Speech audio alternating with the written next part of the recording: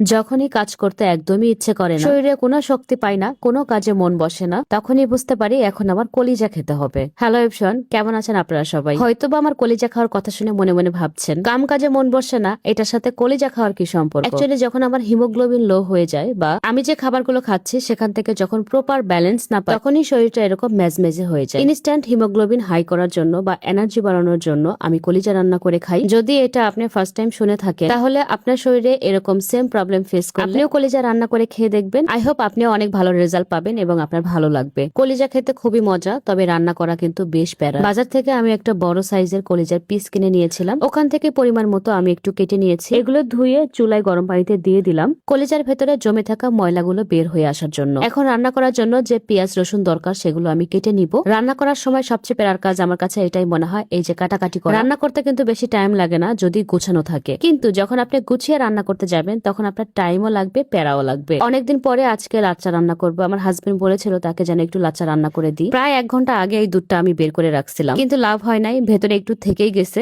কি আর করার, টাইম নেই, পুরো বোতলটা একদম বেয়া দিয়ে ফেলছে। লাচ্চা আমার খুবই প্রিয় একটা খাবার, কিন্তু মোটা হয়ে যাওয়ার ভয়ে এখন আর খাই। যদিও খাই, একদমই চিনি ছাড়া খাই। দুধটা চুলায় দিয়ে দিয়েছি, এখন আমি সুন্দর করে কলিজাগুলো কেটে নিব। আমি কলিজার পিসগুলো ছোট করার ট্রাই করতেছিলাম। আমার কাছ থেকে ছোট ছোট পিস করা কলিজা খেতেই বেশি ভালো লাগে। মোটামুটি পরিষ্কার করা, কাটাকুটি সবকিছু ডান। এখন আমি চলে যাব কলিজা রান্না করতে। একটা মাত্র প্রোডাক্ট ব্যবহার করে যারা স্কিনটাকে একদম গ্লাস স্কিন করতে চাচ্ছে তারা ব্যবহার করবেন মেডিকিউবের এই ময়শ্চারাইজিং ক্রিম। এই ময়শ্চারাইজিং ক্রিম আপনার ফেসের আর্দ্রতা ধরে রাখবে, স্কিনটা অনেক বেশি হেলদি করবে, গ্লোয়িং করবে। মেডিকিউবের এই ময়শ্চারাইজিং ক্রিমে আছে ট্রানএক্সামিক অ্যাসিড, যেটা আপনার স্কিনের ম্যাস্তা থেকে শুরু করে সকল প্রকার দাগ ছোপ দূর করবে। আর এটার ভেতরে থাকা নাইসিনামাইড আপনার স্কিন গ্লোয়িং করবে, আপনার ফেসে থাকা ওপেন পোর্স গুলো ছোট করবে। এটা 100% কোরিয়ান অথেন্টিক প্রোডাক্ট। পেয়ে যাবেন জেনোভা পেজে। জেনোভার পেজ নাম আমার ভিডিও ক্যাপশনে দেওয়া আছে, আপনারা সেখান থেকে বিস্তারিত জেনে নেবেন। অনেক আপুই আমাকে বলেন যে আপু আপনি এত কাজ করেন, ঘর গুছান, রান্না বান্না করেন। আসলে আমার কাছে মনে হয় মেয়েদের আসল সৌন্দর্য এগুলোই। বয়সের সাথে সাথে আমাদের সবকিছুই মানায় নিতে হবে। একটা কথা সবসময় মনে রাখবেন, আমাদের মাকে সবসময় মা হিসেবে দেখতেই আমরা পছন্দ করি। আমি যাই হই না কেন, আমি ব্লগার, আমি টিকটকার, আমি ওয়েস্টার্ন ড্রেস ক্যারি করি, হোয়াটএভার, দিন শেষে আমি কারো বউ, আমি একদিন মা হব। একটা বউ হিসাবে বা একটা মা হিসাবে আমার যে দায়িত্বগুলো, সেগুলো কোনোভাবেই আমাদের অবহেলা করা উচিত না। একটা ওয়াইফ হিসাবে অবশ্যই আমার দায়িত্ব সংসার করা, সংসারের প্রতি যত্নশীল হওয়া, সংসার গুছিয়ে রাখা। আর যখন আমি মা হব তখন তো আমার অনেক দায়িত্ব। আমি যত ভালোই থাকি না কেন, যত ভালো রান্নাই করি না কেন, দিন শেষে ছোটবেলায় আমার মা বিভিন্ন উৎসবে পিঠা বানিয়ে দিত, সুন্দর সুন্দর রান্না করে খাওয়াতো, বা মায়ের হাতের স্পেশাল কিছু রেসিপি তো থাকেই আমাদের। ছোটবেলায় বিভিন্ন উৎসবে যাওয়া, ড্রেস কিনে দেওয়া, দিন শেষে হিসাব করে দেখবেন এগুলোই আপনার জীবনের সুন্দর স্মৃতি। আর আমি এখান থেকেই শিখেছি, যখন আমি মা হব আমারও দায়িত্ব থাকবে আমার সন্তানকে পরিবার কেমন হয় সেটা বোঝানো, সুন্দর সুন্দর রান্না করে খাওয়ানো, আমাদের উৎসবগুলো কেমন। আমি জানি ততদিন এগুলো হারিয়ে যাবে, কিন্তু আমি চাই আমার সন্তানরা এগুলো পাক। একটা মানুষের বেশ কিছু ক্যারেক্টার থাকে, কখনো মেয়ে, কখনো বোন, কখনো মা, খালামণি, ফুপি, নানি। চেষ্টা করবেন সব ক্যারেক্টারেই পারফেক্ট থাকার জন্য, কারণ আমরা মাকে মা, বোনকে বোন, বউকে বউ, খালা হিসাবে দেখতে পছন্দ করি। আর এই মানুষগুলো, এই ক্যারেক্টার গুলো আমাদের মনের ভেতরে, আমাদের স্মৃতিতে আছে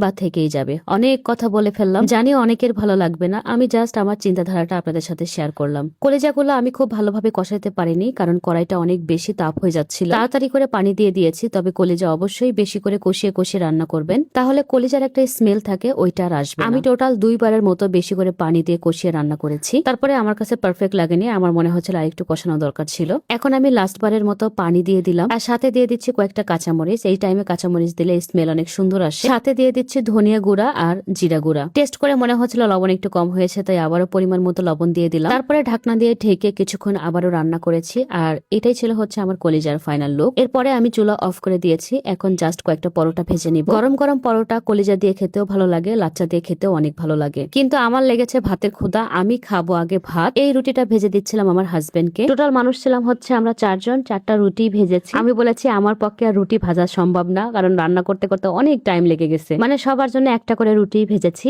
রান্না বান্না শেষ, খাবার দাবারের পালা। এখানে আমি আমার হাজবেন্ডের জন্য খাবার রেডি করতেছিলাম। ওকে 2টা রুটি দিয়েছি, আর আমার 2 ভাই বোনের জন্য একটা একটা করে রেখে দিয়েছি। লাচ্চাটা এত সুন্দর হয়েছে, এভাবে লাচ্চা রান্না করে দেখেন। একে তো খুব শর্টকাট রান্না করা যায়, দ্বিতীয়তে খেতে খুবই মজা লাগে। যাই হোক গাইস, খাবার রেডি করা শেষ, এখন আমরা খাওয়া দাওয়া করবো। আজকে এ পর্যন্তই, সবাই ভালো থাকেন, আপনাদের সাথে দেখা হবে নেক্সট ভিডিওতে। Tata and take care.